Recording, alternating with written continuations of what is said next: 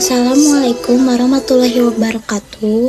Sampurasun abdi Keisha ti kelas 10 abdi di dieu bade macakeun biantara pentingna kejujuran dina kahirupan. Assalamualaikum warahmatullahi wabarakatuh. Sampurasun sugeuring puji sinantang syukur kasanggeun ka Gusti anu Maha Suci kabian widi mantenan urang tiasa riung mampulung parumpuk jenghok.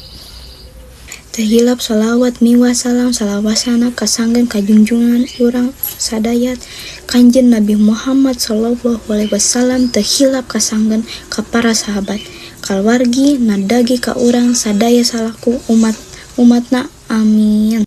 Panganjen hadirin sadayana dinten ieu abdi bade nyungkin biantara ngeunaan pentingna kajujuran dina kahirupan. Kajujuran mangrupa salah sahiji sifat mulia anu kudu dipiboga jalma, utamana ku urang bakal dipercaya ku babaturan, ku kolot, ku guru, oge ku babaturan. Satu acana ngaturkeun nuhun ka paraja acara anu parantos masihan waktu sekarang kesempatan singkuring ngadeg di dieu seja ngadugikeun biantara anu jajarna. Pentingna kajujuran dina kahirupan.